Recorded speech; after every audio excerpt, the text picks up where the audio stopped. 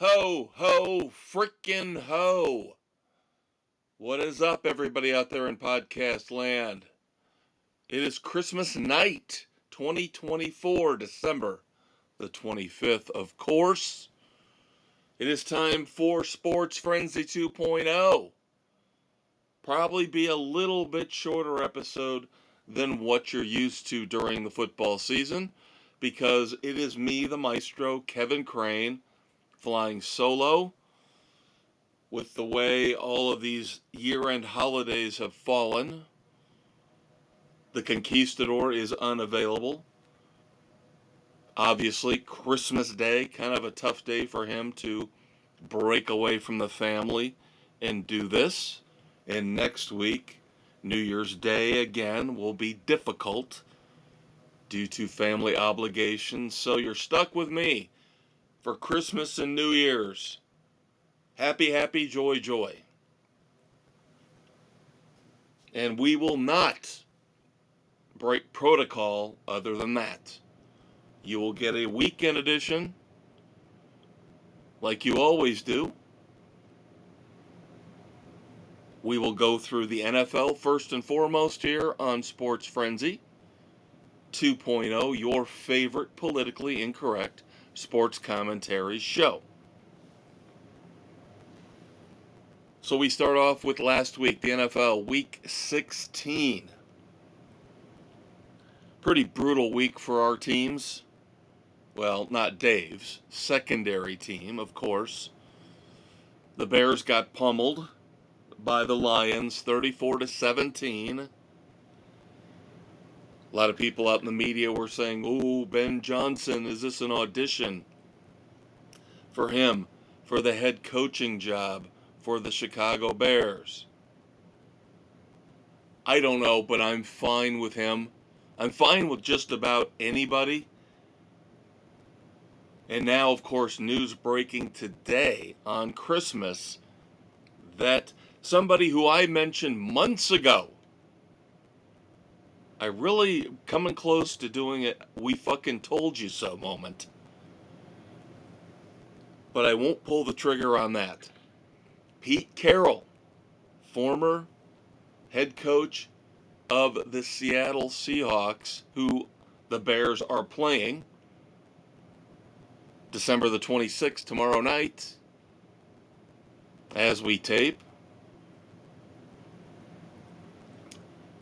Good timing for old Pete. And I say old Pete. He is old, but he is spry, and he has got the energy. And if he wants to come back after taking a year off to coach again, I would love to have him in Chicago. I think he would do wonders for that team, energize the locker room. He's got the USC connection with Caleb Williams. But we all know the Bears will fuck it up. I just got done watching the Netflix games, which is going to create an interesting dynamic here, in that I actually get to talk about games that just concluded. Literally minutes ago in the case of the Ravens and Texans. And as miserable and awful as the Texans looked in that game, I could just see the Bears hiring their offensive coordinator, Bobby Slowick, because that would be the worst possible choice the Bears could come up with. Now, you know the internet is a cesspool, social media is a wasteland, but I'm seeing stories starting to pop up about Kevin Warren, president of the Chicago Bears, how he might have scammed everybody into thinking he's a lot smarter and a lot more competent than he really is. And the way this season has gone, the way the last couple years have gone with the Chicago Bears, that doesn't surprise me. I'm not a fan of him. I'm not a fan of Ryan Poles. I'm not a fan of the ownership. I basically hate the Chicago Bears from the top down. The only people I don't hate with the Bears are the players. They've got a good roster. They've got to beef up the offensive line. They've got to bring in some defensive help. But it's not the players' fault that they're stuck in the fourth ring of Dante's Inferno. And I don't even know what the fourth ring is. The fourth ring of hell in Dante's Inferno? I don't know. It just probably sucks. It's probably really hot.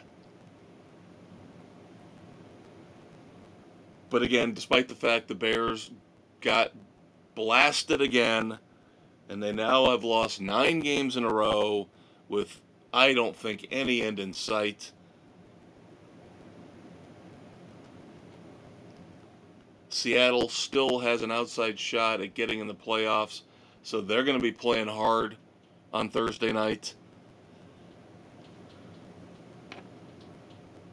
We'll see. We'll see. But I don't see the Bears being able to stand toe-to-toe with the Seahawks. And then, of course, the Packers in the final week, Week 18, will be an absolute joke. Because even if the Packers somehow don't have anything to play for, and they've locked in their playoff position, now they're already locked into the playoffs, but seeding, we'll see what happens there. I don't think the Packers rest anybody. They want to continue this story that started back with Aaron Rodgers about how the Packers own the Bears, and they're going to continue to beat on the Bears until the Bears step up, whenever that might be, a year from now, 10 years from now, and finally beat down the Packers. Lovie Smith, never was a huge fan of his, but at least he understood when he was head coach of the Bears, that's number one priority. Then you move on to the rest of your goals. Number one priority, the Bears beat the Packers.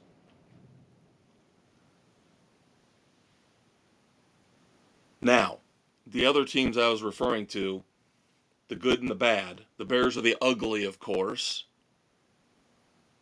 The good is for Dave's Miami Dolphins, as they beat the 49ers 29-17. They keep their slim playoff hopes alive, as they are now 7-8. Much improved since Tua came back. Still not sure, though. That team, and they're not the only one, they just don't seem to be clicking on all cylinders. That being said, they took care of business against the 49ers team that now I'm wondering, are they going to mail it in? They've got to play the Lions this week. That is going to probably be ugly. Of course, we'll get to that pick in a few minutes. And then the worst of it, so the good was the Dolphins, the ugly was the Bears, the bad was the Buccaneers, the team I follow other than Chicago.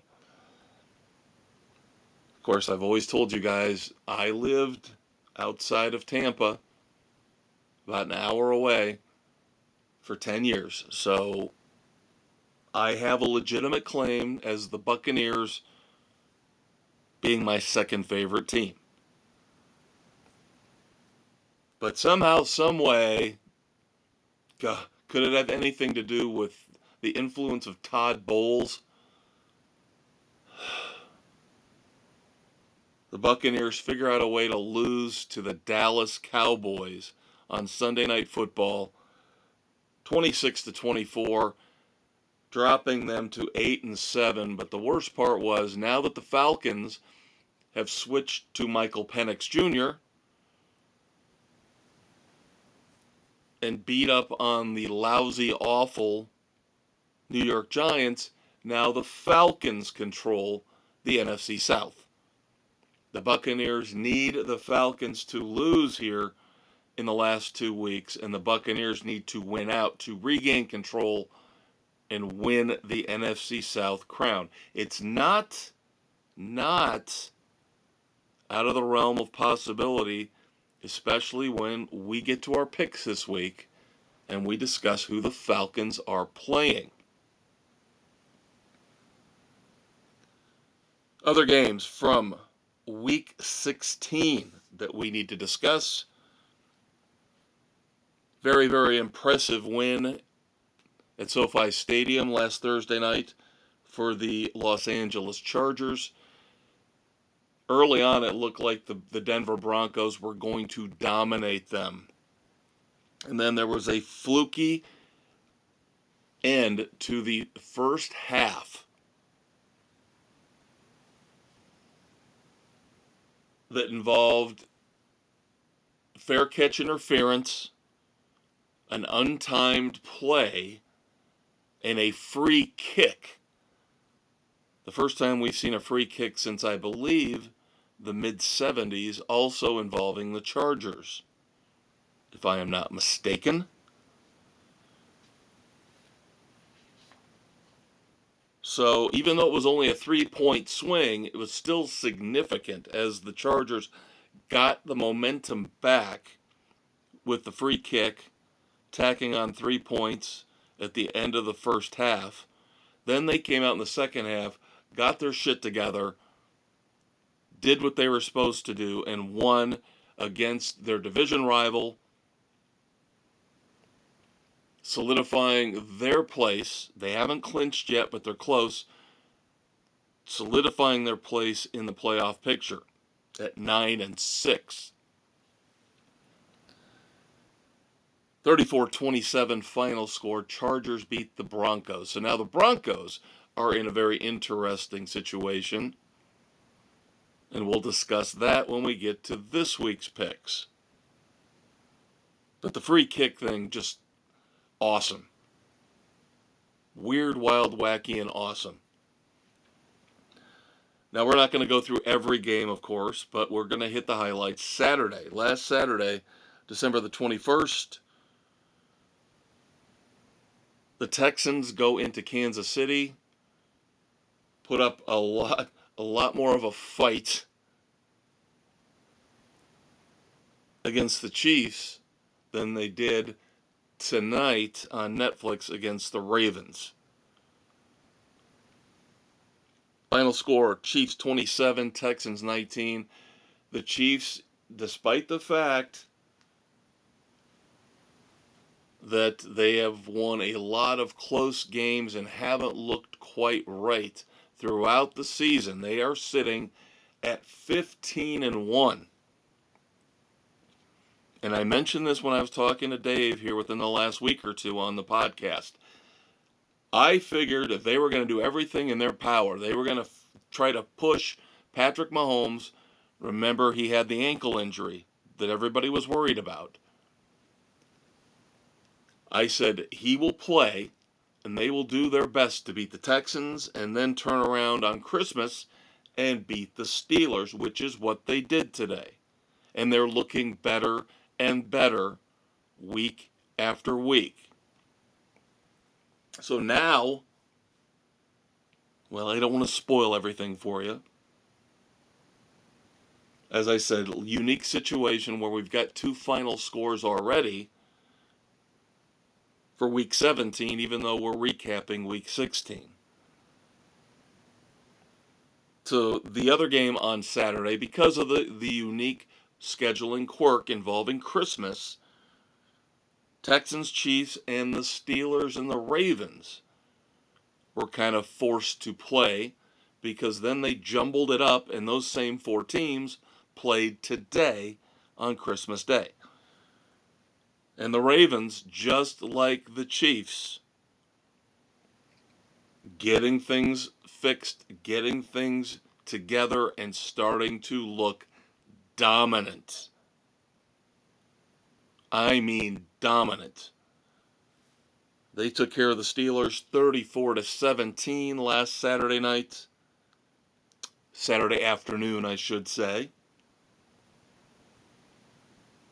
We'll talk more about what happened in the afternoon games in the NFL when we compare and contrast them to the NCAA college football playoff games that they were up against. But the Ravens are looking really good. I still have my issues with Lamar Jackson, and I don't know why. Believe me, I have no, it's just a gut instinct, a gut feeling. I just don't know why. And we'll talk more about him in a few minutes when we get to recap the Ravens and the Texans that happened just a little bit ago. Now, the other games of significance that were played on Sunday the 22nd, wild game between the Commanders and the Eagles. Jalen Hurts got hurt, concussed early in this game, and it turned everything around. Now, there's still no excuse for the Eagles' defense getting shredded like they did, and they turned the ball over. 5 turnovers the Commanders committed, and yet they still put up 36 points, beating the Eagles 36-33. So what's the takeaway with that defense? They turn the ball over, but then they're like paper mache in this game. Jaden Daniels is able to win the game in Washington. Big impact. Obviously, Commanders are virtually locked into the playoffs at 10-5. Eagles now drop to 12-3. That gives Detroit, again, the advantage in the NFC for home field. As we just mentioned, the Lions beat up on the Bears, the lowly, pathetic Chicago Bears.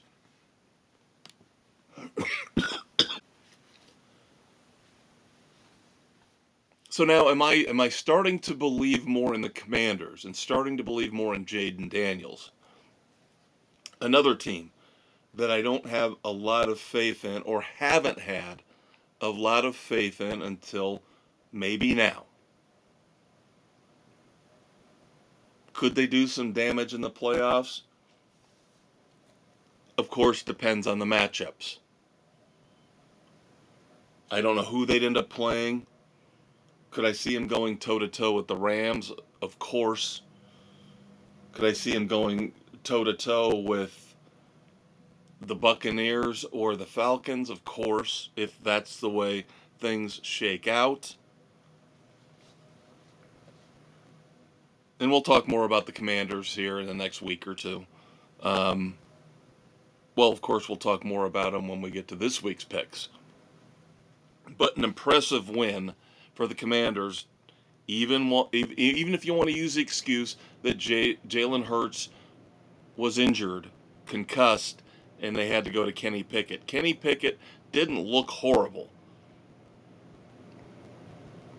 These are the type of things every team has to deal with. So no excuses. The Commanders took care of business. And I am starting to believe in them more. Another team I have my doubts about, but I don't know how. I just don't know how I can ignore what they're doing. And that is the Minnesota Vikings, who went into Seattle. Again, Seattle's still fighting for their playoff lives. Slim hopes, but still. You know they've got an easy win coming up again with the Bears. Put a little pressure on the Rams. But the Vikings beat the Seahawks in Seattle 27-24.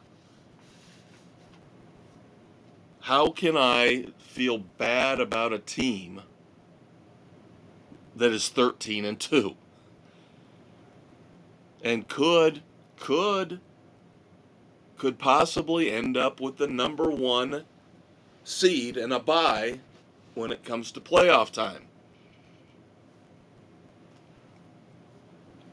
We don't know for sure if that's going to happen. They've got a really tough game coming up this week. Again, picks are coming in a minute. But Sam Darnold is making himself a boatload of money as he continues to impress. Finally, I heard somebody in the media this week say what I've been thinking for the last month.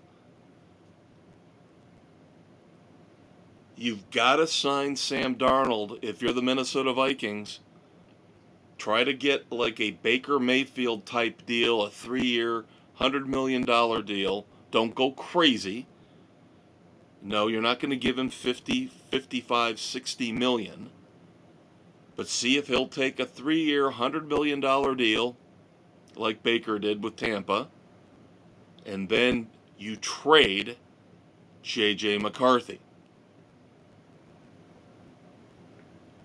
I don't see how you can't explore that avenue.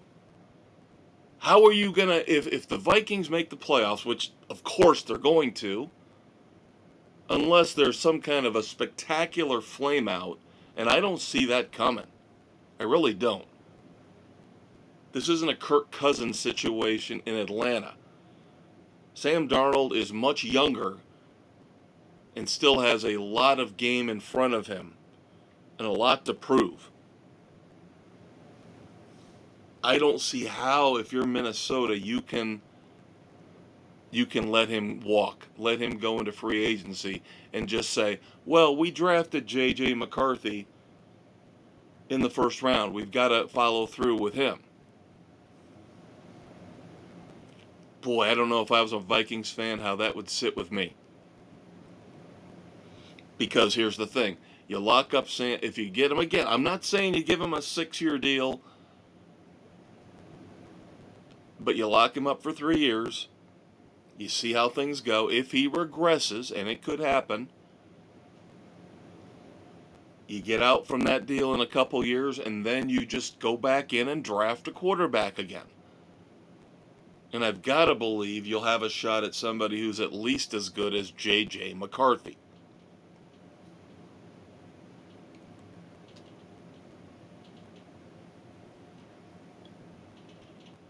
So that's really all I've got for our recap for last week in terms of the games. Those were the big games, the notable games of Week 16. There were a couple very, very significant injuries. Of course, we've mentioned Jalen Hurts. Don't know at this point in time. It's still a little early when it comes to the concussion protocol to say whether he'll be able to play or not. In Week 17, we'll see. But the Eagles can't afford to stumble anymore. Because if they do, they might as well just rest everybody, take what they'll get in terms of their seeding in the playoffs. Got to be careful. If they lose their final 2 games, I'm not sure what the tiebreaker situation is like, but then you bring the Commanders into play. And we know what happened with the Eagles last year. Now, it wasn't because of injury, but they fell apart at the end of the year last year. And if you're an Eagles fan, and I kind of like this Eagles team. I like Jalen Hurts. Saquon Barkley, great redemption story. I don't want to see the Eagles collapse again. I know a lot of people hate Nick Sirianni. I don't hate Nick Sirianni. I think he's a good coach. Is he a great coach? Time will tell. But if they collapse again, heads will roll.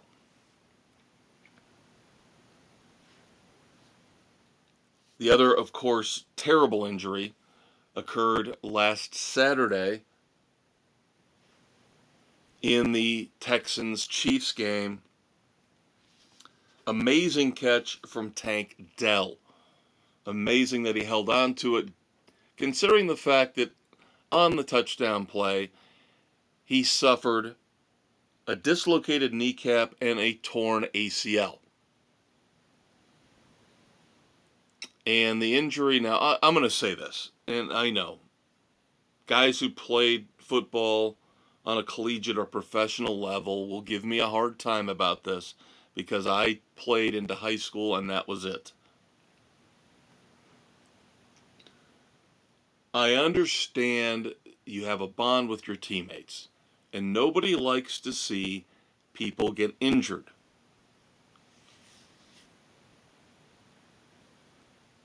But the reaction to the Tank Dell injury from CJ Stroud, especially CJ Stroud, but a number of the Texans players went way overboard. I mean, they acted like somebody died.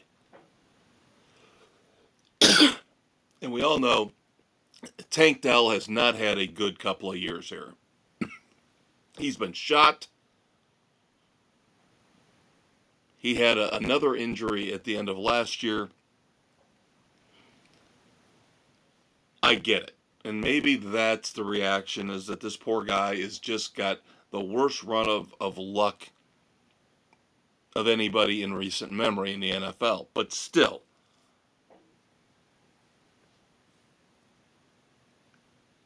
it happens. People get injured in the NFL. The overwhelming sorrow that I saw on display from the Texans after what happened to Tank Dell. Now, I can tell you for sure, as we transition from week 16 to week 17, is that there was a definite carryover effect. And this is something that DeMeco Ryans has got to address, because you can't let one incident like this. It wasn't the quarterback, it was your number 2 receiver. We have seen this happen, technically number 3, if you want to consider the fact they also lost Stephon Diggs earlier this year. So Tank Dell, technically, maybe their number 3 receiver had been elevated to number 2 behind Nico Collins, where he was last year. But if you're going to let an injury like this, and again, he tore up his knee. He did not die. He did not suffer a grave, severe spinal injury. He was not paralyzed. Okay? Call me heartless, call me cruel, whatever. Overreaction carries over to this weekend, or this game today on Christmas Day, as the Ravens came into Houston to play the Texans and destroyed them, made them look awful. 31-2. This, of course, was the second game of the Netflix doubleheader. But this wasn't even competitive. CJ Stroud did not look good. The Ravens bottled up Joe Mixon. The Ravens' defense had no answers for Derrick Henry and Lamar Jackson. Now, you can say, and I will, that the Ravens, again, ramping up. The Ravens are going to be an extremely difficult out in the AFC playoffs. And I am going to be really interested to see how everything falls out, because now they've taken over control of the AFC North over the Steelers. So they got a home game. But you just feel like you've got this three-headed monster developing in the AFC between Buffalo, Kansas City, and Baltimore. And, of course, with Kansas City locking up the number 1 seed and the bye, they're going to have the advantage. They're probably not going to have to play Buffalo or Baltimore. Those two are going to have to go head-to-head at some point. barring an upset. And then after those two beat up on each other, whoever wins that goes into Kansas City. And that will be a hell of a game for the AFC Championship. Because the early game on Netflix, see the pattern here? Talking a lot about these four teams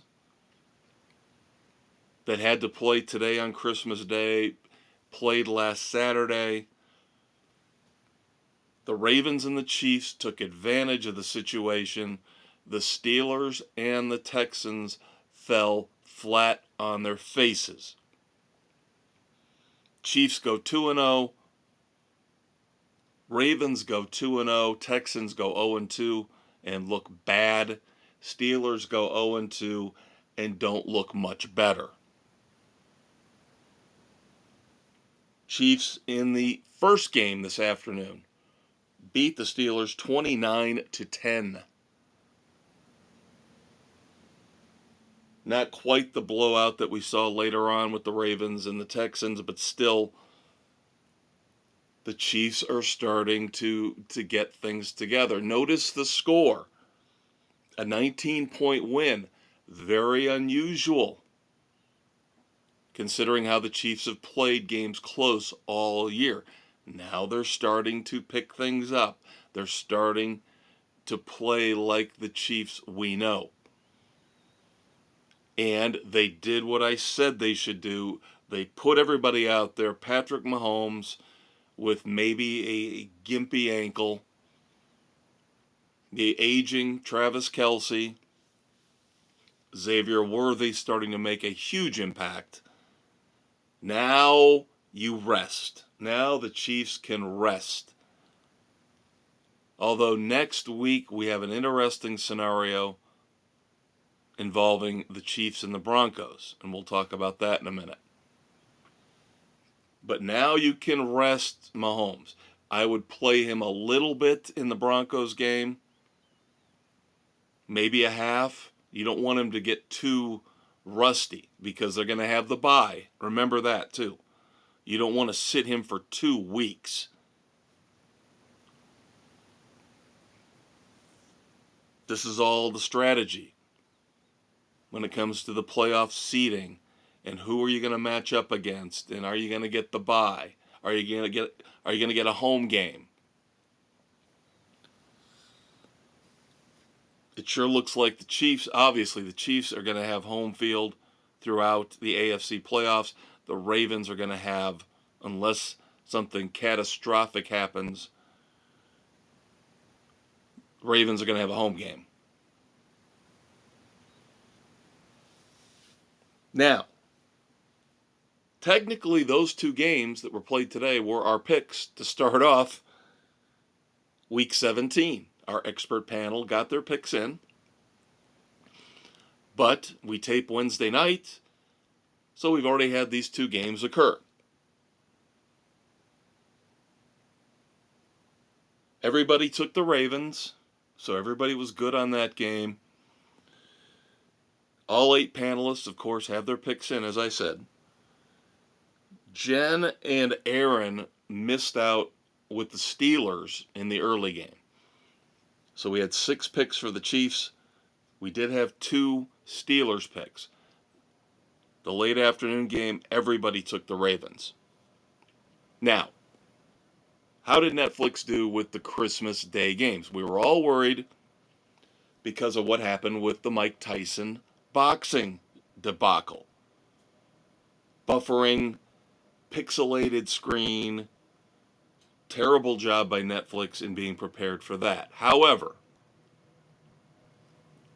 I will say, as I watched the entire Netflix presentation from kickoff of the first game to the end of the second game, very impressive.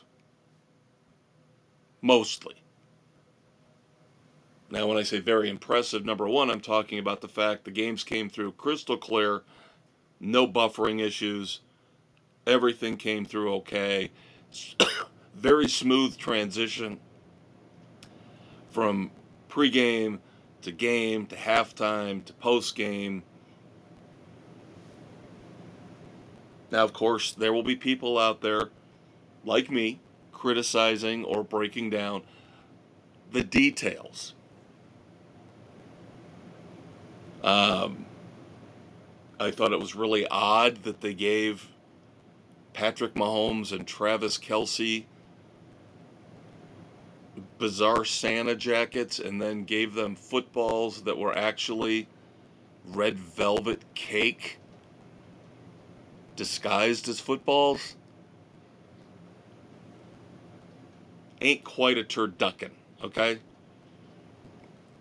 Everybody's been trying to copy John Madden and the turducken all these years, whether it's Thanksgiving or Christmas. Can't beat the original. Other observations here, real quick, before we move on to our other picks for Week 17. They piece together everything from other networks. Obviously, Netflix does not have their own devoted sports department yet, and I'm sure they'll get there at some point. But they took over parts and pieces from CBS, mostly from CBS. Little Fox at the end. In the second game, we had Greg Olsen, who I like. Greg Olsen I like. So I was fine with the second game, although I hate Noah Eagle. It's nepotism, nepotism, nepotism. That's all we see now with these networks. Noah Eagle gets to do the second game after his daddy, Ian Eagle, did the first game. And of course, we know on NBC all we get is Chris Sims, son of Phil Sims, and we get Zach Collinsworth, son of Chris Collinsworth, and I'm just sick of all of it. You're keeping people with true talent out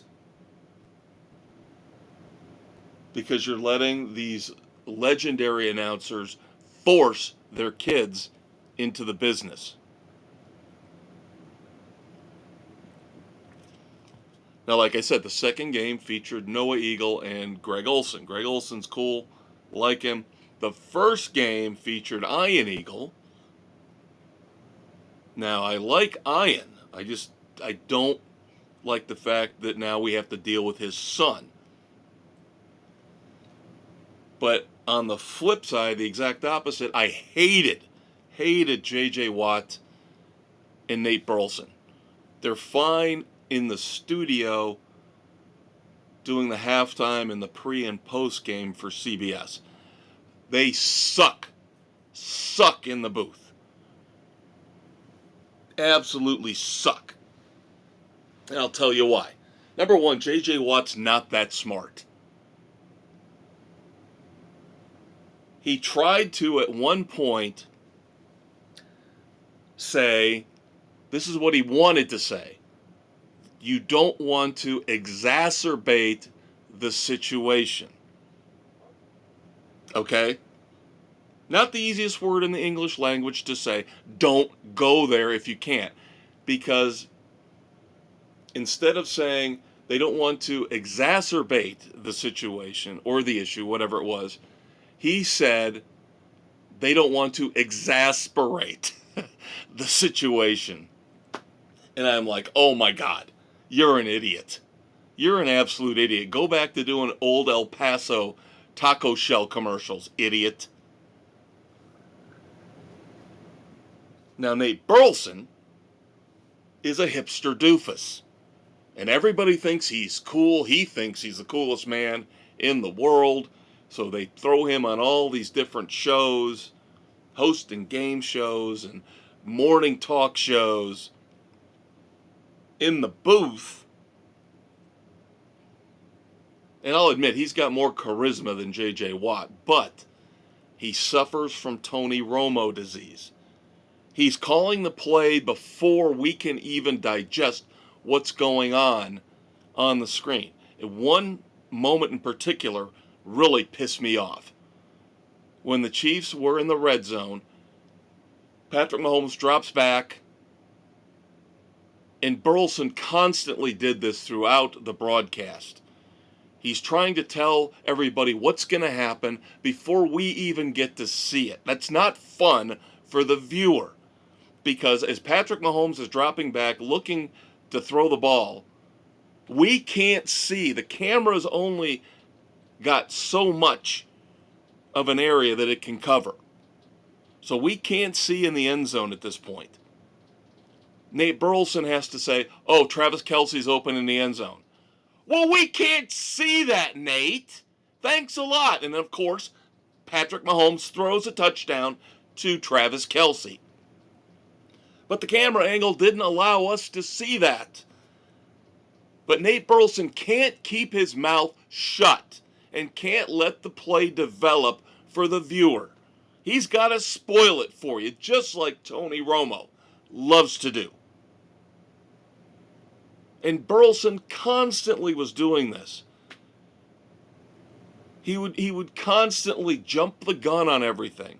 Now, he was for the most part right, but that's not what I'm watching football for, is to listen to the great Karnak, a.k.a. Nate Burleson, predict what the flag is going to be, or predict that there's a penalty that's going to get called, or predict the touchdown pass that I can't even see because the camera angle doesn't show me the receivers in the end zone. He sucked in the booth. J.J. Watt's an idiot. If we could have got Ian Eagle, Greg Olsen, I would have been a lot happier. Then finally, last criticism, not about Netflix. Again, Netflix did an unbelievable job, in my opinion. I can't blame them for taking the best talent available for the booth. I hated RG3 in the studio show. Hated RG3. I hate him. There's a reason why he was canned from his previous network, is because he's terrible. He's another hipster doofus like Nate Burleson. I even liked Mina Kimes. God help me. I know what kind of person she's like in real life, and she's a nasty human being, but she was actually very good on the studio show.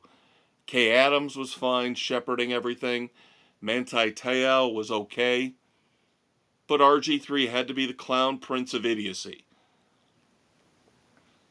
But the thing that really upset me, before we move on, I promise we're moving on,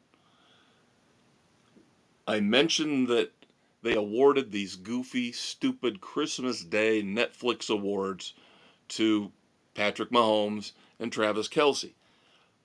Why did the Steelers' George Pickens have to force his way into the presentation? He knows damn well that they're getting these goofy gifts. It's their moment. They won the game. They're getting basically given the MVP awards for the game. And George Pickens has to jump into the shot and congratulate Patrick Mahomes and congratulate Travis Kelce here on the national streaming broadcast.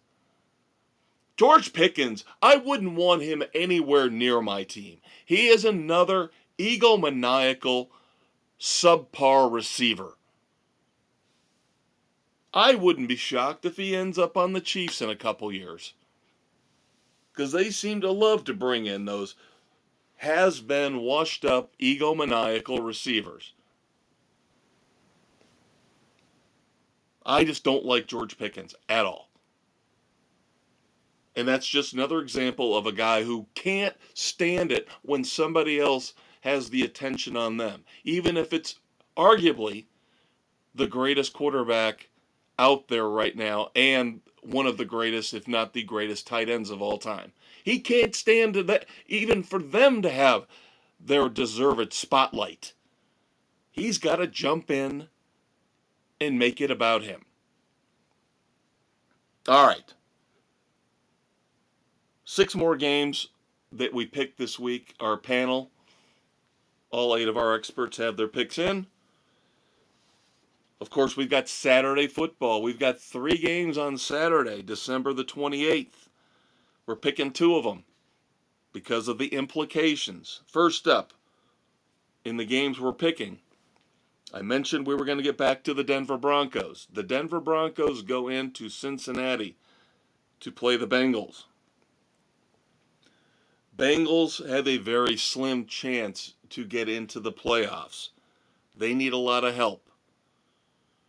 They basically need to win out. They need the Colts to lose. They need the Dolphins to lose. And they need the Broncos to basically lose their last 2 games. Now, the Bengals control 1 game. And that's obviously this one on Saturday. And I'm taking the Bengals. I think the Bengals will fight it out to the very end. It'll come down to the last weekend. God help us if somehow the Colts get into the playoffs. That train wreck of a team, that entire AFC South should be nuked. What is it they do in soccer? They relegate them. They should all be, after what I've seen from the Texans the last 2 weeks, relegate the entire AFC South. I've got the Bengals beating the Broncos. Dave agrees with me. Sam agrees with me. So does Jen and Nick and Aaron. So we've only got 2 picks for the Broncos. That would be Bill and Doug. And don't get me wrong, I like the Broncos. I love the Bo Nix story. I don't hate Sean Payton like a lot of other people in the media do. It'll be interesting to see if the Bengals win this game and the Broncos have to beat the Chiefs in Week 18. What do the Chiefs do? Do the Chiefs actually follow through with the plan to rest Mahomes, rest Kelsey, and all their starters with the number 1 seed locked up? Do they try to screw Sean Payton and the Broncos and play the starters the whole way through? Or do they kind of sort of let the Broncos win because there's no way in holy hell they want to see Joe Burrow and Jamar Chase in the playoffs? I think that's what's going to happen. I think, despite the fact the Broncos are a solid team, I think the Chiefs would much rather have the Broncos in the playoffs than the Bengals.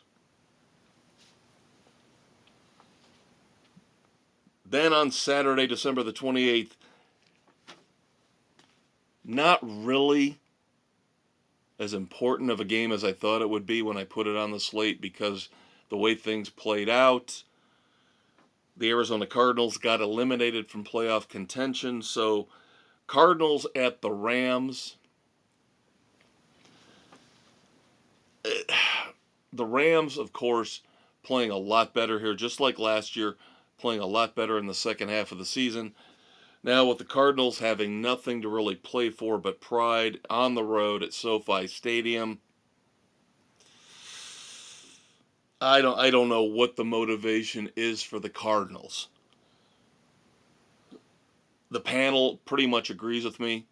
7 of the 8 panelists including myself, picked the Rams. Doug is the lone voice of dissension. He takes the Cardinals. Sunday, December the 29th, massive game in the NFC. Massive game in the NFC North. Packers at the Vikings. This will decide a lot. This impacts the Eagles. This impacts the Lions. I have issues with both of these teams. I have issues with the Packers. I have issues with the Vikings. But after seeing what the Packers have done the last few weeks,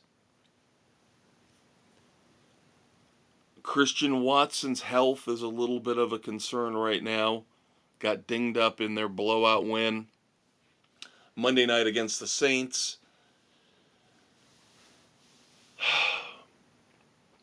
Again, the Vikings are due for a loss. There's no way this team is this good that they are 13-2 heading to 14-2. No. I think the Packers are a little bit more of a whole team, defense, offense. Josh Jacobs a little bit better than Aaron Jones. Jordan Love better than Sam Darnold. Defense, I would say, is a wash. Yes, you do have better receivers for the Vikings. I just have a feeling that the Packers, right now, a little bit more momentum on their side. I'm taking the Packers. Sam agrees with me. Everybody else, the other 6 panelists, though, taking the Vikings at home.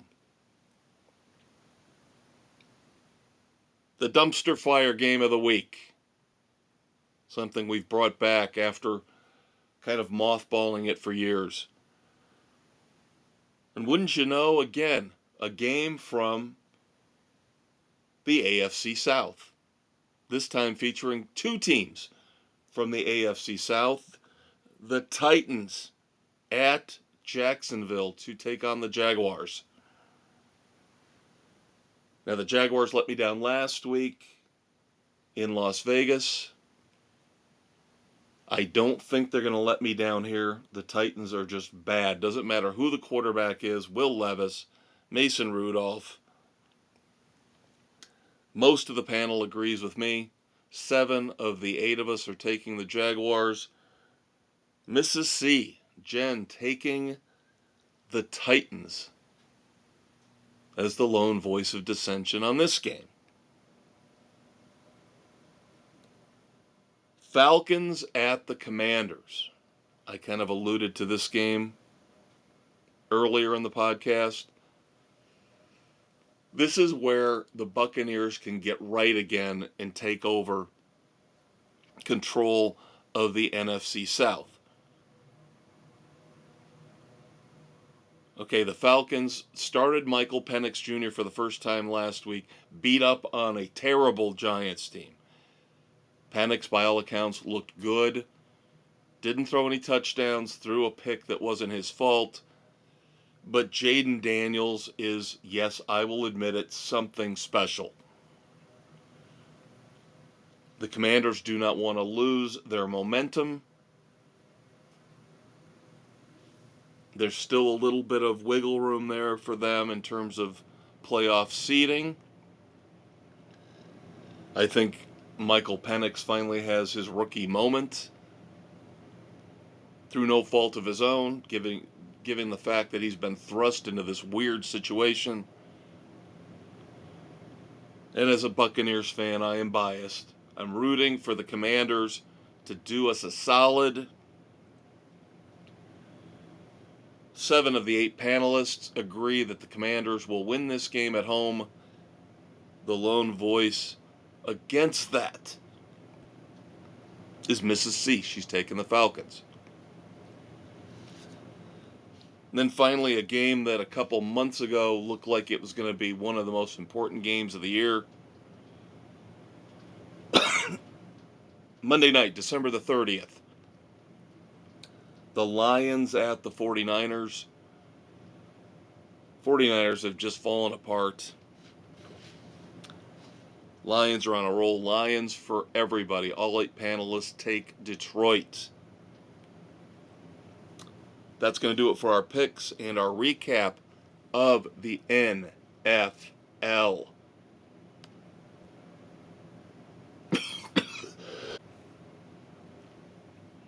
All right, so now we move on to college football. And I will apologize because I don't know what I've had for the last month, but I cannot get rid of it. So I will have to indulge in the occasional cough. I apologize for that. Oh, my Lord. Cold medicine's not working. I don't know what this is, but I cannot shake it. Now, we're not going to dwell on a lot of these early bowl games. We will, of course, talk about the first round of the college football playoff games, which started off last Friday night, December the 20th. Home game for Notre Dame in South Bend, Indiana. They beat the Indiana Hoosiers 27-17. Now, there are a lot of people complaining about, ooh, see, we never should have let Indiana in. We should have put Alabama or South Carolina in. You've got these SEC sycophants who think the SEC is the only conference that matters. I said last week I thought the committee did fine. Alabama did not deserve to be in with 3 losses. Clemson got in with 3 losses because they won the ACC championship. That's all. That's the only reason why. And then we move on to Saturday, December the 21st, where the other 3 first-round CFP games occurred. And guess what? The 10-point deficit between Notre Dame and Indiana ended up being the closest of the weekend. Penn State smashed SMU. SMU looked awful. They looked like they didn't belong. But they earned their place. They earned their way in. Texas took care of business with Clemson, 38-24. And then in the nightcap, Ohio State crushes Tennessee 42-17. I really thought that game would be closer. So the home teams, the heavy favorites, all won. All covered the spreads. And like I said, you've got everybody in the media, some people in the media, up in arms about the quality of play, and again, we should have had bigger, better schools in the Final 12 instead of SMU and Indiana. It's garbage. It's just garbage. This is the way it is. I just spent 45 minutes talking about the NFL, railing on the fact that we're going to have the Houston Texans getting a home game in the NFL playoffs, and they are hot garbage right now. They don't deserve to be in the playoffs right now. I can find you 3 or 4 other teams that are outside looking in that deserve to be in. But that's not the way it works in the NFL. And I thought the college model was trying to be more like the pro model. We're paying the players now, right? So why not take the teams that have earned, with their record, with their play in the regular season, they've earned the right to be there. Alabama did not earn the right to be there. They lost to Vanderbilt. They lost to Oklahoma. I don't want to hear it anymore. The committee did a good job this year. And hopefully next year all this noise will not influence them when it comes to picking the 12 teams next year.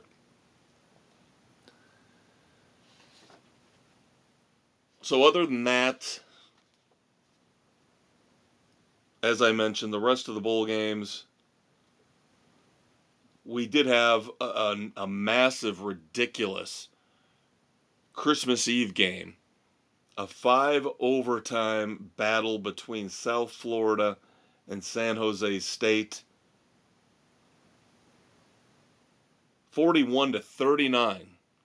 USF beats San Jose State. Now the night before, Monday night, December the 23rd, and this is a game we'll revisit at the end of the show, if you know what that means, what that's code for. But the Potato Bowl, by all accounts, I haven't revisited this, but initial reports that I read Christmas Eve morning, they weren't disclosing the true attendance figures, but nobody was at this game between Northern Illinois and Fresno State. Nobody. And this should not be shocking. These bowl games, in the end, really don't matter. Outside of the players, maybe the alumni, maybe the conferences involved care a little bit. But the fans, come on. Now, I believe they played this on the blue field, Boise State's home turf. I don't know how well Northern Illinois fans travel or how well Fresno State fans travel, but obviously not very well.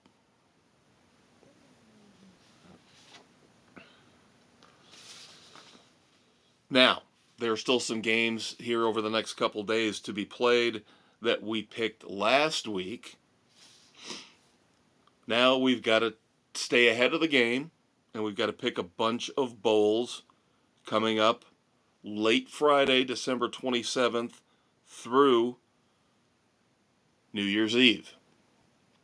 And that will include one of the next round of playoff games. Not all of them. We'll give you a little teaser. We'll pick one of them. Because the rest of them, I believe, occur on January the 1st, New Year's Day. And we'll have those picks for you next week. I'm telling you, the way the calendar has fallen this year with the games and the NFL taking over Christmas Day from the NBA, which is a glorious thing, by the way. It's just making it very difficult for me to stay ahead of the game here. Obviously, recording normal night, Wednesday night, already had the 2 NFL games played today before I could even get the picks to you. Now, I did have them posted on our Facebook page. Always remember to check out the Facebook page to see all of our picks, all 8 panelist picks. All right, so let us pick up where we left off with the bowl games that we are going to have coming up here over the next week or so that we have not picked yet. Starting off with Friday, December the 27th, the Holiday Bowl. Now, these rankings are AP rankings. I do not acknowledge the CFP rankings. The Holiday Bowl features number 22 Syracuse against Washington State. Massive point spread here. Last time I checked, it was 15.5 in favor of the Orangemen. Syracuse was playing great football at the end of the year. Just ask the Miami Hurricanes. That being said, all 8 of our panelists are taking Syracuse. Then the Las Vegas Bowl. 2 underachieving big-time programs. The USC Trojans face off against Texas A&M. I do not trust Lincoln Riley. I do not trust USC at all. 6 of our 8 panelists are taking Texas A&M. USC for Dave and Jen. They are the 2 picks going with the Trojans. Big time slate on Saturday, December the 28th. Now let me point something out to you. We've got NFL games on Saturday the 28th. We obviously just picked Well, we will pick. We did pick. Sorry. We did pick two of the three games that are gonna air on NFL Network on Saturday, December the 28th. But now we have got 8 bowl games on Saturday the 28th. The news just came out. Going back to last Saturday, this is why I'm getting all kerfuffled and confused. Going back to last Saturday night, the 21st, or I should say the afternoon. This is where it gets all confusing. Because remember, we had 3 college football playoff games, and we had 2 regular season NFL games. The 2 NFL games were in the afternoon, early afternoon, late afternoon. Now, the nighttime game, which of course was Tennessee-Ohio State, did not have any NFL competition. The Friday night playoff game with Indiana and Notre Dame did not have any NFL competition. That being said, the 2 playoff games, SMU and Penn State, Clemson and Texas, that went pretty much head-to-head against the NFL, got crushed in the ratings. Destroyed in the ratings. Almost double. The NFL got almost double the viewers that the college football playoff games did. Now the Notre Dame game, the Ohio State game, since they had no direct NFL competition, their ratings were much, much better. But this should tell you, the NFL is still king. And if the NFL wants to crush college football, they will. If the NFL wants to crush the NBA, like I'm sure they did today, even though they were on Netflix, they will, they can, and they did. Now, I would be careful if I was the NFL messing with college football, my feeder system. The NBA I couldn't care two rip shits about. I'm glad the NFL is on Christmas Day now, so I don't have to worry about watching movies instead, because I'm not watching that pathetic NBA. So, just keep in mind now, as we pick these bowl games for Saturday, December the 28th, they will be up against, for the most part, not 1, not 2, but 3 NFL games. So, these aren't even playoff games. So I imagine these 8 bowl games will get obliterated when it comes to ratings and viewership. We start off with the Fenway Bowl. The University of Connecticut, UConn, taking on North Carolina, of course, Bill Belichick, now in charge of the Tar Heels program. Does that put pressure on the players right now? Or do they not bother to play and they're going, we'll wait till next season when coach really takes over? 6 of our 8 panelists believe that North Carolina will show up and will play and will win. Doug and Aaron are the 2 who think UConn will win the Fenway Bowl. And by the way, think about this. Wouldn't this be an all-time great college basketball matchup? UConn and North Carolina. We're talking about them in a bowl game in football. The Pinstripe Bowl. Of course, the Fenway Bowl played at Fenway Park in Boston. The Pinstripe Bowl played at Yankee Stadium, I do believe. And Boston College. Boston College couldn't get in the Fenway Bowl, so they have to go a little bit to the south and play in the Pinstripe Bowl. Boston College versus Nebraska. I have liked what Bill O'Brien has done with Boston College this year. Matt Rule has done a decent job with Nebraska, but they still have underachieved to me. That being said, our panel is split on this one. 4 for Boston College, 4 for Nebraska. I'm taking Boston College. So is Dave, Bill, and Aaron. The Cornhuskers for Sam, Jen, Nick, and Doug.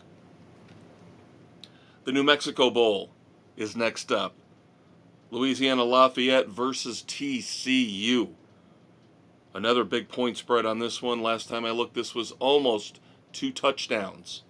13-point spread in favor of TCU. Makes sense.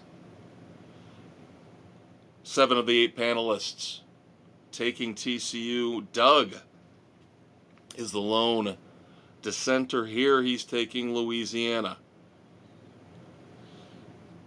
The Pop-Tarts Bowl. God, this is going to come back to bite me in the ass. Number one, I cannot believe the Pop-Tarts Bowl got arguably the best matchup outside of the college football 12-team playoff bracket.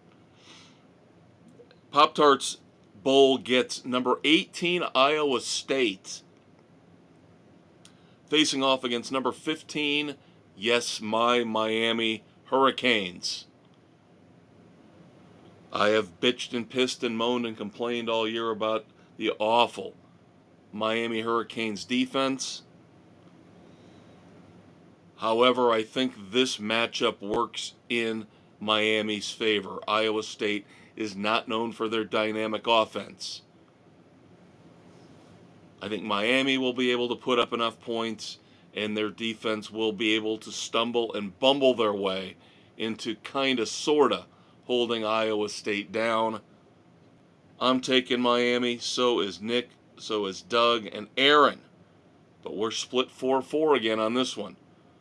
Dave, Sam, Bill, and Jen are taking Iowa State. How dare they? Ugh. The Arizona Bowl, Miami of Ohio. We go from Miami of Florida to Miami of Ohio, taking on Colorado State. I have to admit, I am not up on either one of these two teams all that much. Doing research, despite the fact that Miami of Ohio is favored by a field goal in this game, looking at some of the publications out there, the websites, the experts seem to lean towards Colorado State, so I will as well. So Dave and I and Doug are taking Colorado State. The other 5 panelists go with Miami of Ohio. The Military Bowl, East Carolina versus North Carolina State. Kind of interesting, given it's a 6-point spread in favor of NC State. I've got 3 picks from our panel for East Carolina. Bill and Doug and Aaron going with East Carolina. The other 5, including myself, going with the Wolfpack. Another really good matchup. The Alamo Bowl. Number 17 BYU against number 20 Colorado. Now, from what I hear, all the guys, the stars for Colorado, Shedeur Sanders, Heisman Trophy winner Travis Hunter, are playing. I did hear that Colorado took out a massive insurance policy on them. I imagine it has to be specifically for this game. Too much talent to me on the side for Colorado, the Buffaloes. I'm taking Colorado, so is Dave, Sam, and Aaron. But again, we got a 4-4 split. Bill, Jen, Nick, and Doug take BYU. Unfortunate situation with the Independence Bowl. We talked about it last week. Marshall had to drop out because they had so many players entering the transfer portal after their coach left. So Louisiana Tech takes over as a last-minute substitution, taking on Army. Army across the board, all 8 of us taking Army. Another huge point spread right now. what I could tell, it's 16.5 in favor of Army. Good matchup Monday night, December the 30th. The Music City Bowl, Iowa versus number 23, Missouri. I do not trust Iowa. You guys should know this by now if you've been listening to the podcast. One of those teams that I just do not trust. I like Missouri more. Missouri's favored by a field goal. 7 of our 8 panelists, including me, taking Missouri. Bill, however, is going with the Hawkeyes. Tuesday, December 31st, New Year's Eve, the ReliaQuest Bowl. When the hell did we come up with the ReliaQuest Bowl? Number 11, Alabama. Oh, they should have been in. They should have been in. Look at the AP ranking. It's got them in the top 12. Ugh. Frustrating and irritating beyond belief. Alabama taking on the Michigan Wolverines. I don't think this one will be much of a fight. Bama favored by double digits. 7 of our 8 panelists taking the Crimson Tide. Jen, the lone dissenter on this one, taking the Wolverines, taking Michigan. The Sun Bowl, Louisville against Washington. This one, a lot closer in terms of point spread than I thought it would be. Louisville favored by roughly 2.5. I say roughly because I know by the time I've written this down a day or two ago, it's probably fluctuated on all of them. I'm not a big Washington guy this year. I'm just not.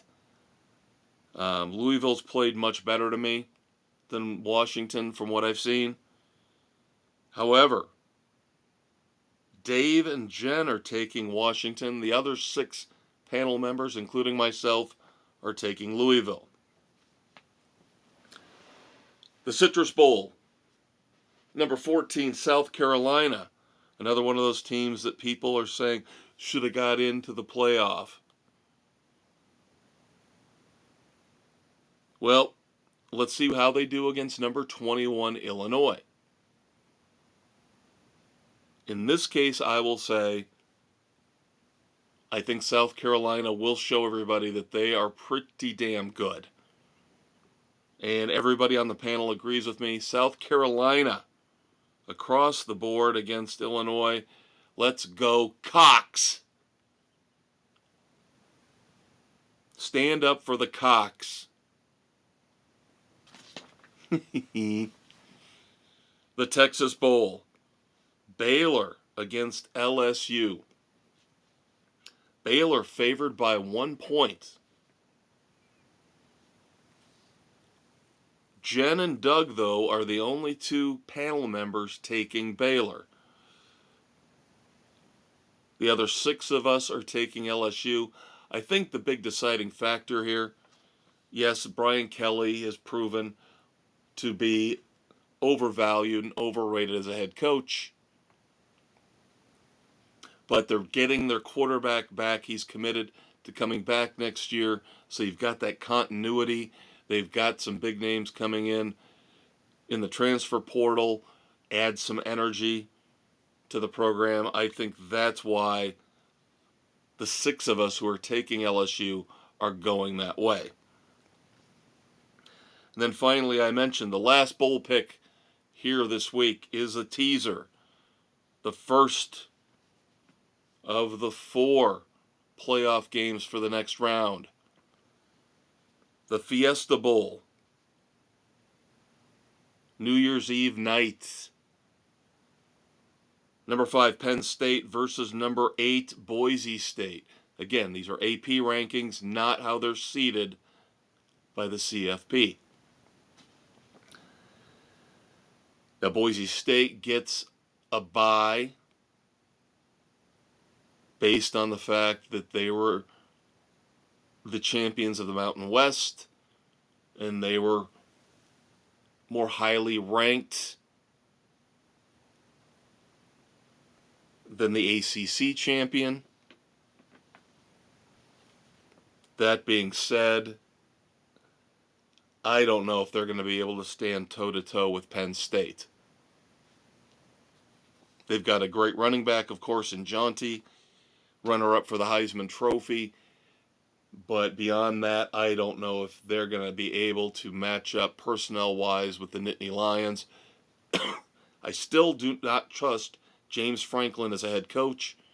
He's getting very lucky in who he's drawing. First, he draws an SMU team at home for him. An SMU team that was vastly overrated and overmatched. And now they go up against a Boise State team from the Mountain West, who, again, I believe will be vastly overrated, proved to be vastly overrated and overmatched when it comes to the competition. So Penn State, I think, is going to make it into the Final Four in the first 12-team CFP.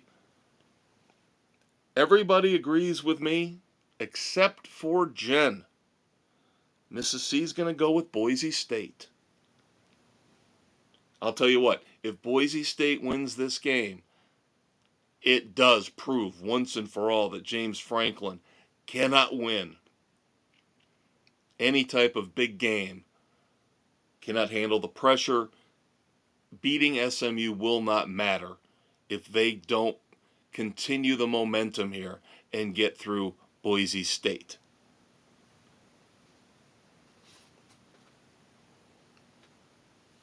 So there you go, kids. Of course, I talked about the two teams that we normally cover here. We talked about Miami as they get ready to face off against Iowa State in the Pop-Tarts Bowl. Then Notre Dame will have their next game. We'll have that pick coming on next week's show as they play Georgia. Georgia will be without their starting quarterback Carson Beck. Underwent elbow surgery. I don't know if that's necessarily a bad thing for Georgia, though, as I don't think he looked all that good this year anyway. But we'll have that pick for you, along with the other two second-round playoff games next week. Now, I will make a note here, and I will let you know that even though I decided to record this week's episode at the normal time, and yes, a couple NFL games slipped through the cracks, I might have to record early next week and get this episode next week out early, given we're going to be cutting it real close with our picks coming in from our expert panel, and then when they get played, the college games on New Year's Day. So just keep that in mind. So again, last little note, Notre Dame playing Georgia. That pick will be coming next week. Significant blow to their defense, however. Defensive tackle Riley Mills has got a knee issue. He will be out for the remainder of the college football playoffs. All right, now things are going to kind of go downhill here as we tend to speed towards the end. We've covered football for about an hour and 15 minutes here. Now we cover all the other sports. Of course, the one big sport that we really need to cover here outside of football is the hot stove with Major League Baseball. And of course, this will go out to everybody who listens to us on Spotify, Good Pods, Pocket Casts, Apple, Overcast, Castbox, Amazon Music, Audible, and iHeartRadio.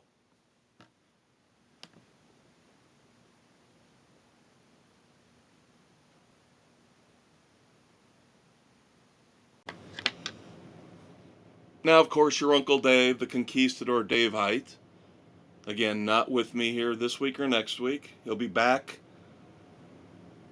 January the 8th, and I'm sure he'll have a lot to catch up on. But our teams, the Cubs and the White Sox, really haven't done much in the last week. Of course, the Cubs made a couple big moves with acquiring Kyle Tucker and then dumping Cody Bellinger. The only significant move this week that either of our teams made, if you want to call it significant, is the White Sox acquired relief pitcher Cam Boozer from the Red Sox. Wow, power move there for the Southsiders. Now, I'm going to run through these real quick, and then we'll dissect the ones that are actually kind of important or interesting.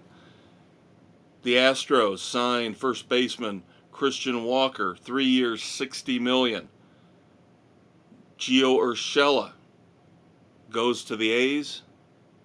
Max Kepler signs a 1-year, $10 million deal with the Phillies. Paul Goldschmidt signs with the Yankees.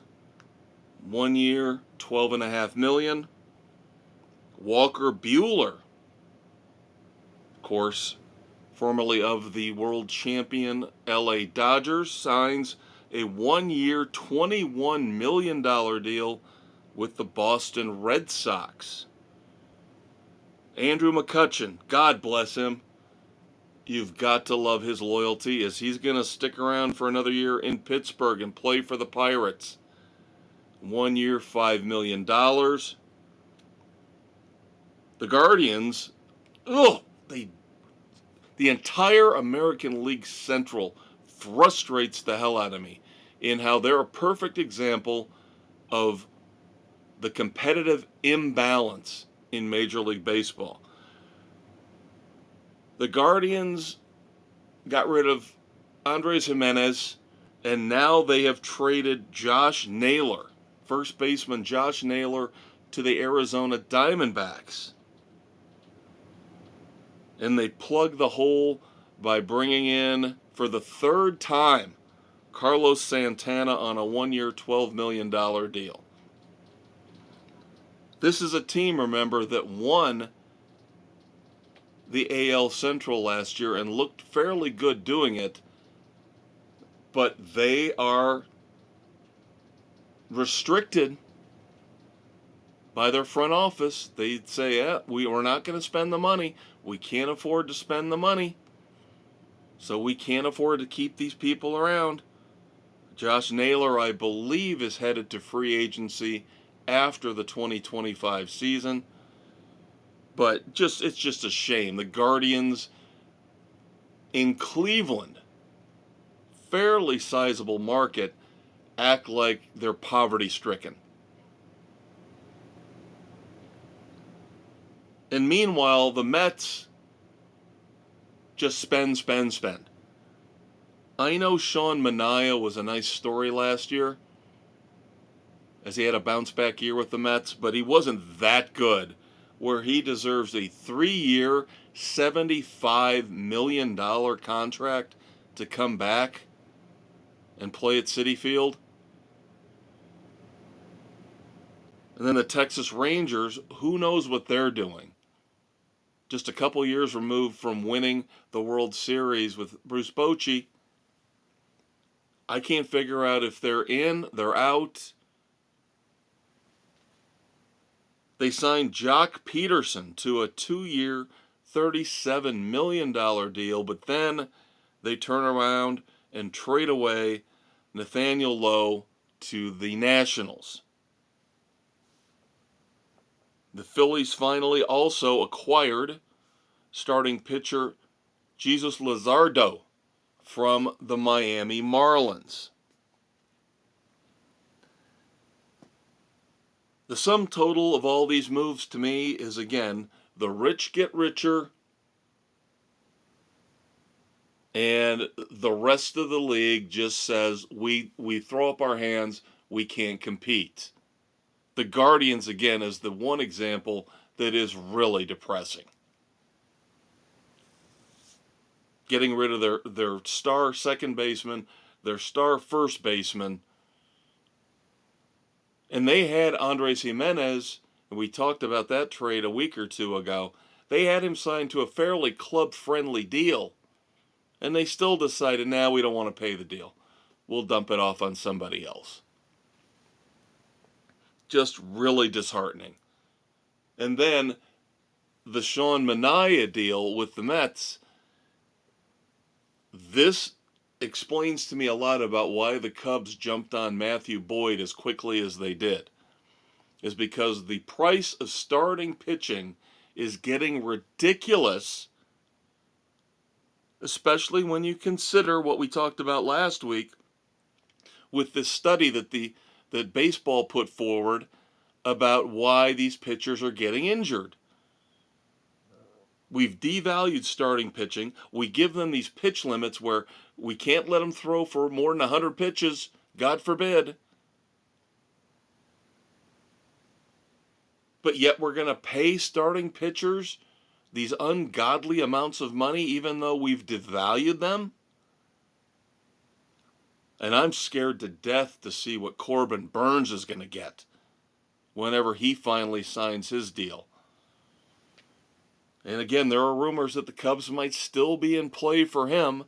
Of course, he's got a connection with Craig Counsell. But the one final thing I want to talk about in baseball before we move on, and like I said, we're going to knock out the rest of the sports real quick here. Baseball announced that there were $311 million in luxury tax penalties paid for the 2024 season. The three biggest offenders: the Los Angeles Dodgers have to pay $103 million in penalties. The Mets have to pay $97 million. The Yankees have to pay $62.5 million. Even the Cubs, so stupid. They just tweaked over the cap or the luxury tax number just enough where they have to pay $570,000 in penalties. But the interesting thing, did a little math. Yes, I can do math. Those top three, the Dodgers, the Mets, and the Yankees, if you combine those penalties, of course, get you at $262.5 million. Do you realize that penalty, $262.5 million for the top three teams, is almost, not quite, but almost equal to the entire projected payrolls for the bottom five teams in baseball combined. You do the math. I'm telling you, it's true. You combine those bottom five payrolls and you get a figure just a little bit more than $262.5 million, but it's very close. And that, again, explains why baseball sucks. Is nobody's got the balls. Rob Manfred sure as hell doesn't. Nobody's got the balls to put a hard cap, and a hard floor. Make the bottom feeders spend more, and at the same time tell the Dodgers, the Mets, and the Yankees, you just don't get to buy yourselves division titles and championships. You actually have to show some acumen, show some brain power, and put together a team given some level of financial constraint. Ugh. All right. It is off season for NASCAR and for racing, but still a little bit of news. The ongoing legal battle between NASCAR and 2311 and Front Row. We mentioned last week a victory for 2311 in Front Row as a district court judge granted the preliminary injunction saying that they could compete, those two teams could compete as charter teams in 2025. And of course, NASCAR has officially filed an appeal. They are appealing that preliminary injunction. From what I can tell, the next hearing, the next legal proceeding will happen on January the 8th, 2025. Stay tuned, kids. And then if you're a video game fanatic, I don't think I'm a fanatic. I have a couple games that I love to play, but I love golf games. I do love Gran Turismo.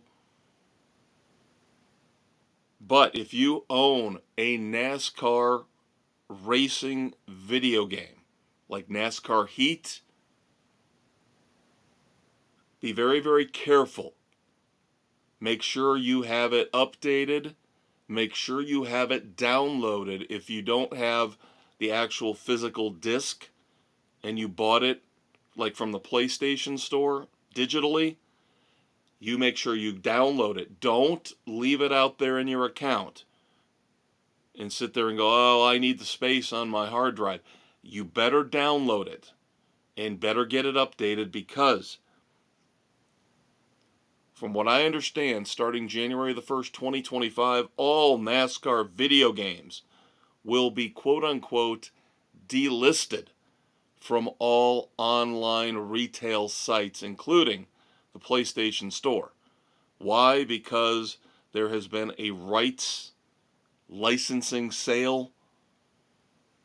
So the rights to the NASCAR games have shifted from one company to another. And of course, that means that us, the consumers, the fans, have to suffer.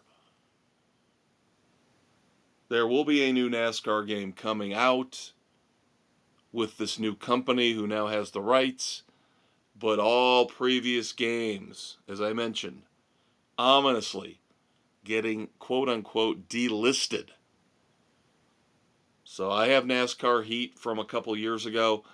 I made sure to download it onto my PS4, and I updated it, so at least I'll be able to continue to play it. I just would be worried if I had bought it, and you know, a lot of us have those games sitting there in our account for PlayStation or Xbox, wherever you get your games, but we don't have the room on our hard drives to download every game.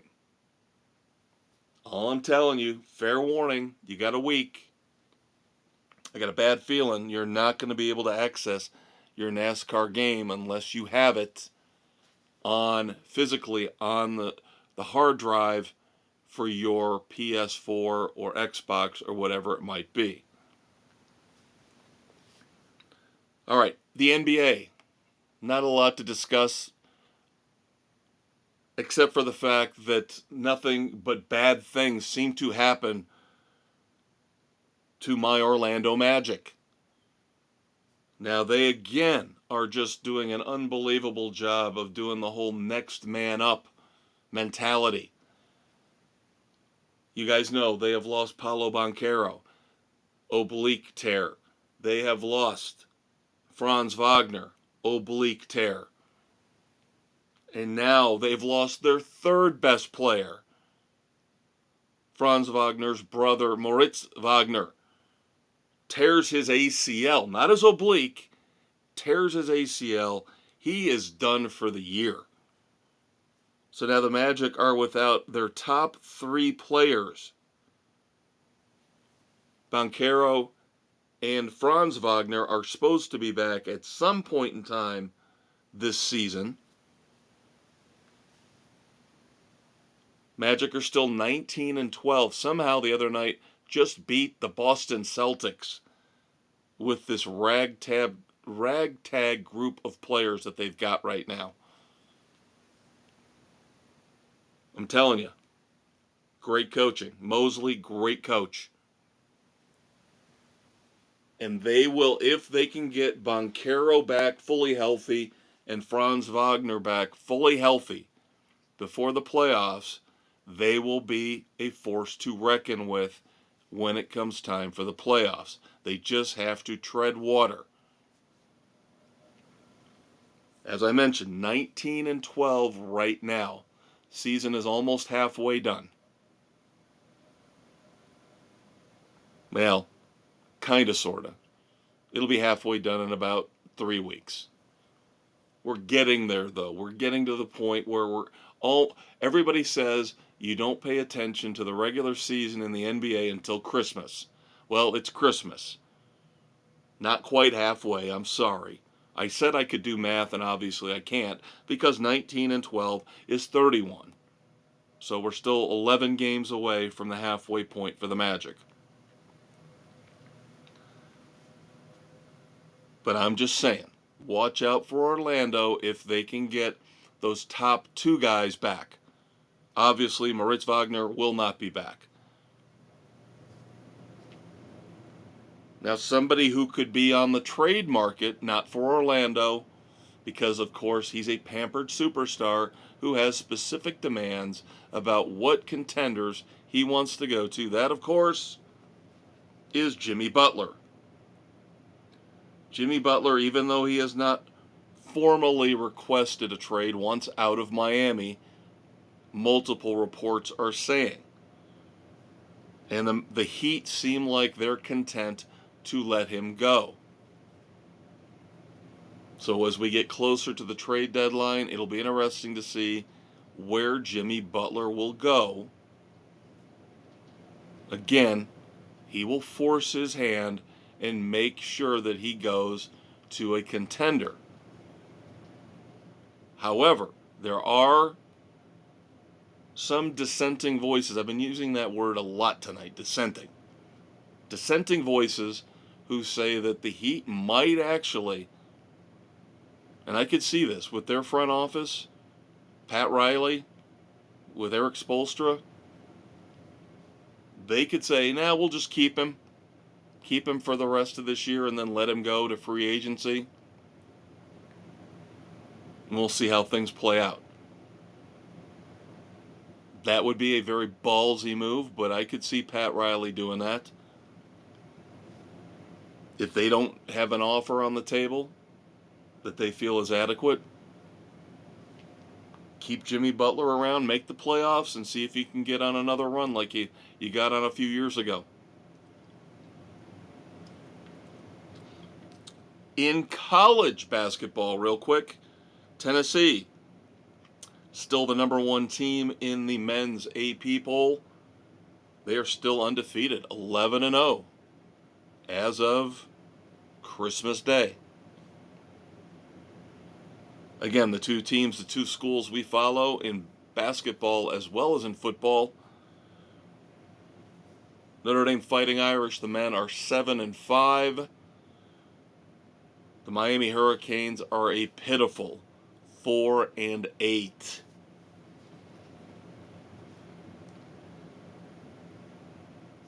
Netflix, we just talked about them and their, by all accounts, from what I could tell, a successful launch of their coverage of the NFL. They have moved even further into the world of sports as they have just landed the United States rights to the 2027 and 2031 Women's World Cup. Pretty impressive get for Netflix. Now, we've already talked about football, but I do have a Clint Eastwood Badass of the Week, and it is Brock Purdy. Brock Purdy, of course, quarterback for the San Francisco 49ers, having a solid year. He will get paid. I don't know how much he'll get paid. I don't know if this year is really going to put him up in that $60 million stratosphere, but he'll get handsomely compensated. keep in mind that he was the last player picked in the draft a few years ago. And that's what makes his story so ridiculously cool.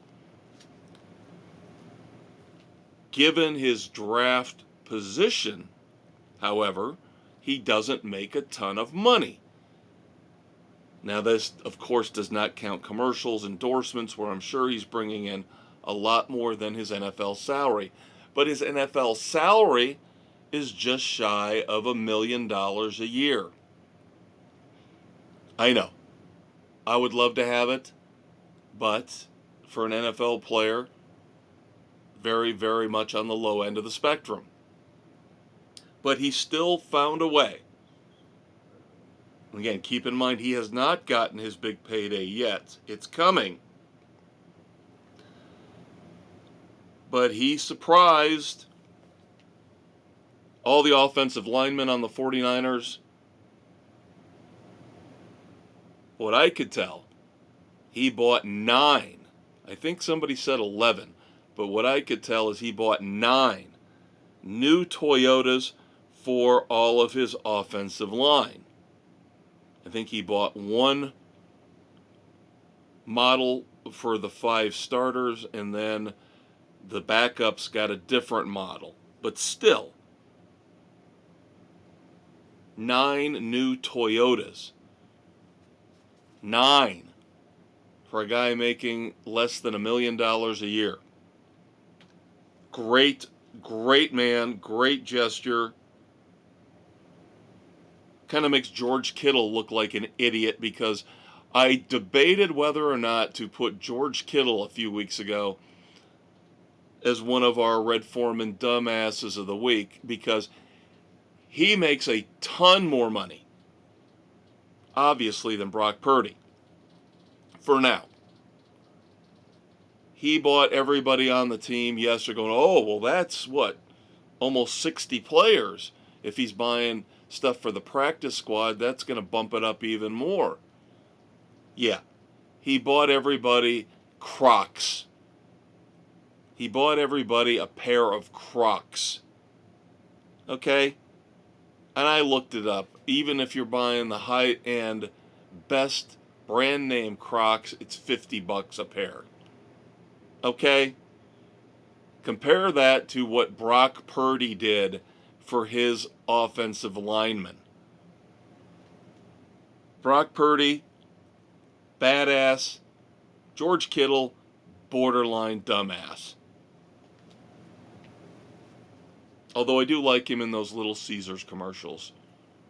Everybody but you, Kittle. All right, we move on to moments of silence in the world of sports. And of course, the big, massive loss of the week in the world of sports was the great, legendary, one-of-a-kind Rickey Henderson. I don't think there's any doubt he was the greatest leadoff hitter of all time. He could steal a base easy, but he had power, great eye. I, again, do not think there's any debate. If you've got somebody who you think was a better leadoff hitter, I would love to hear it. Because to me, there's nobody even close to the great Rickey Henderson. Shocking. A very shocking death. In that everybody thought he was in great shape. He was only in his mid-60s. Made appearances recently. Of course, when the A's played their last game at Oakland, at the Coliseum there, he was there and again looked fine, looked as far as anybody could tell, outward appearances, looked healthy, looked like he was in great shape. So a little bit of a stunner, a shocker that we have lost Rickey Henderson.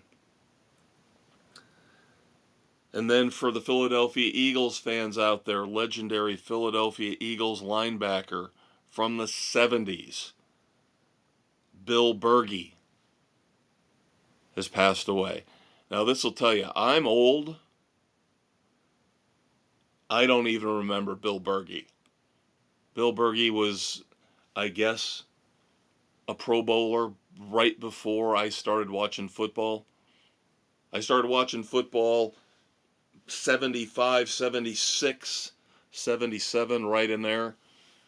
So I think Bill Bergey was a Pro Bowler maybe a year or two before I started watching football.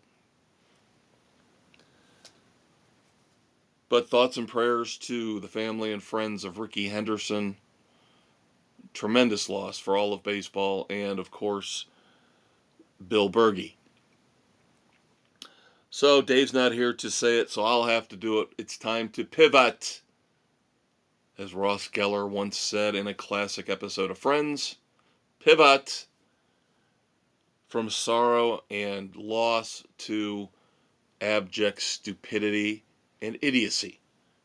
We have 4 nominees this week for the Red Foreman Dumbasses of the Week, the sports edition. You guys will have to help me out this week. Since Dave's not here, you'll have to drop a line, drop a comment. Let me know which of these 4 you think should win the Dumbass of the Week award. I will give you my opinion when we get to the end. First up, I think the NFL is just doing too much. I think Roger Goodell is going too far in so many different aspects, so many different ways with the NFL. I don't like the overseas games and how they're becoming more prevalent. I don't like the talk of an overseas franchise. But I also don't like the Netflix, the Prime Video, the streaming stuff, just selling out to the highest bidder every chance you get, any chance you get, still putting the social justice messages on the helmets and on the back of the end zones. Can we get rid of that crap now? Can we please? But the latest atrocity, yes, that's a strong word, I know, is that, the Pro Bowl has become a joke. It's not even a game anymore. Now it is a skills competition, which again, in and of itself, is a joke. But what can we do to make it even dumber, even stupider? How about we add a game show to Pro Bowl weekend? Yes, we've dumbed things down to the point where we don't even play a game anymore. We do skills competitions, and now we're going to have a game show called Helmet Harmony. Something about teammates truly finding out how much they know about each other. Doesn't that sound very weird and creepy, like a bizarre version of the Newlywed Game? This has just gone on too long. Get rid of the Pro Bowl stuff altogether. Give the guys their money, their bonuses for getting named to the Pro Bowl team, and just end it. This has become an embarrassment, Roger. And I've been the guy who for years was backing you up through the whole Ray Rice debacle, through all of the things you've bumbled and stumbled and mishandled. I can't do it anymore. The last year or two, you've just gone too far. The NFL and Helmet Harmony, your first nominee for the Red Foreman Dumbass of the Week award. Next up, let's call out another league and another commissioner. The NBA, Adam Silver. I want to say it. I want to say it. Dave and I fucking told you so over the last year or two.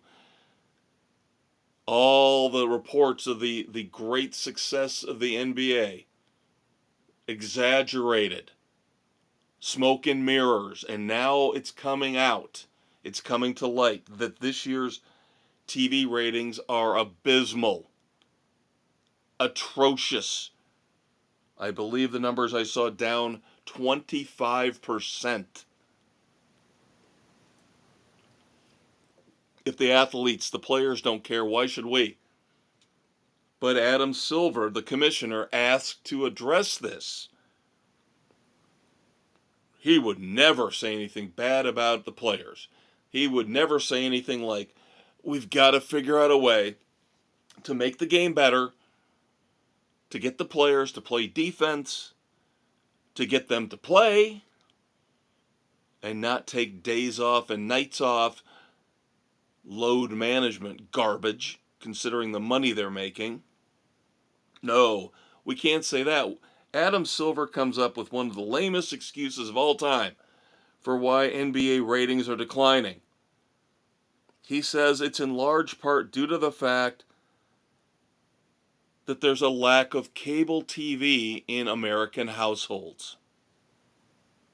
Huh.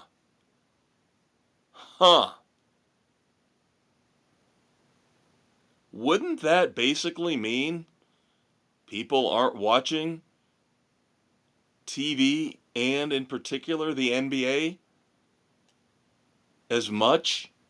Hence, ergo, bad ratings? If they cared so much about the NBA, they would have cable, or they'd be watching it on streaming, or they'd be watching it over the antenna. Yes, you can still watch TV like that.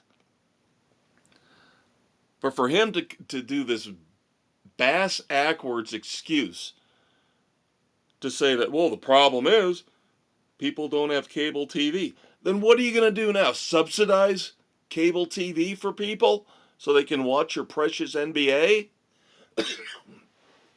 They're making a choice.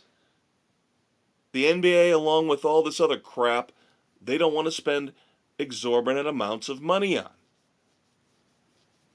Your product sucks, along with others. People aren't as stupid as you think they are, Adam. In fact, you're the stupid one, and that's why you're nominated for the Red Foreman Dumbass of the Week.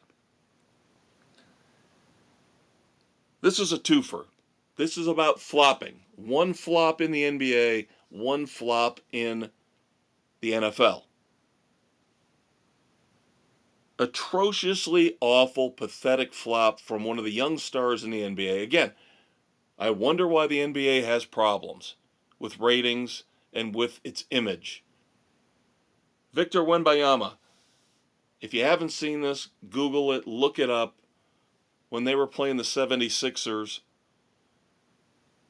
just an absolutely cringe-worthy flop that got Sixers player Andre Drummond kicked out of the game momentarily. This is another example of why the NBA sucks.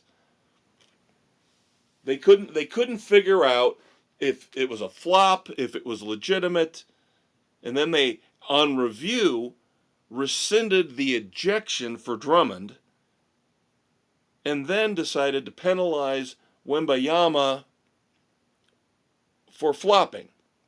I think that's how it all played out. It's so confusing. And then later on,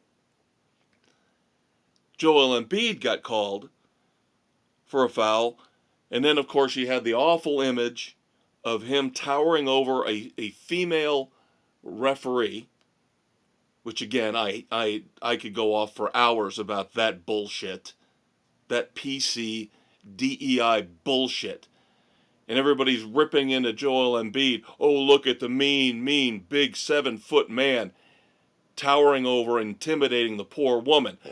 Then the poor goddamn woman shouldn't be doing the job, because the athletes in the heat of the moment, whether it's the NBA, baseball, football, are going to get mad.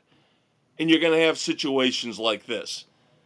And if the poor, pathetic, fragile woman can't handle it, then she shouldn't be given the goddamn job to begin with.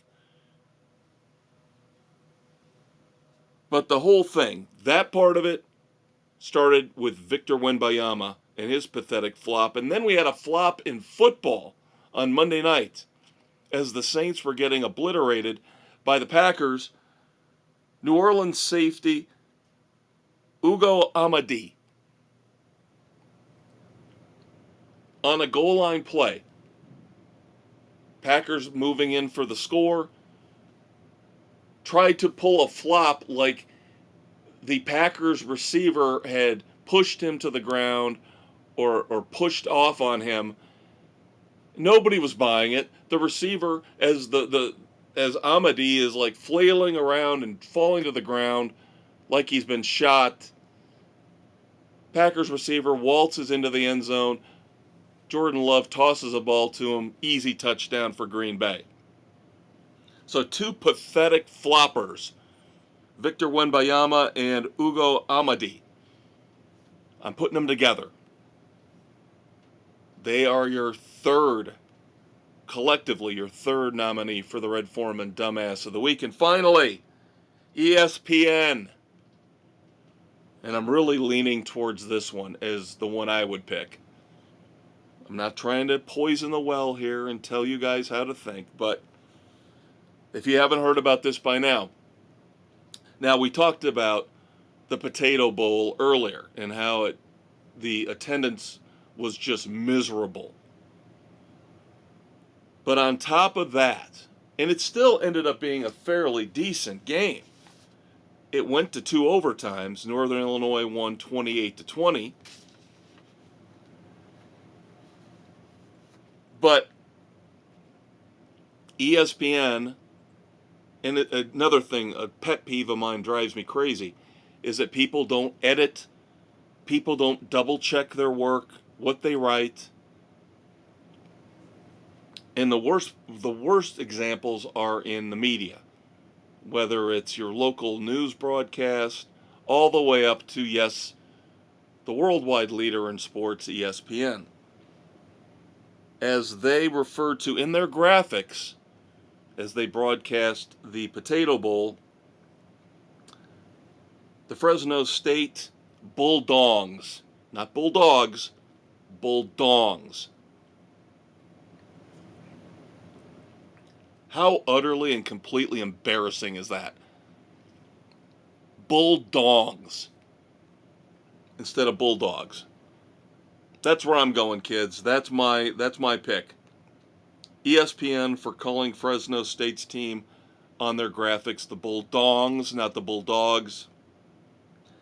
You can also choose Victor Wembanyama and Ugo Amadi for flopping, Adam Silver for his pathetic excuse for the NBA ratings decline, and Helmet Harmony coming to the Pro Bowl in the NFL. Drop us a line, drop us a comment, let us know who you think should be the Red Foreman Dumbass of the Week. That's it for me. I am done. Thanks for hanging out with me. Don't forget to check out the weekend edition, your Saturday morning hangover cure this coming Saturday, December the 28th.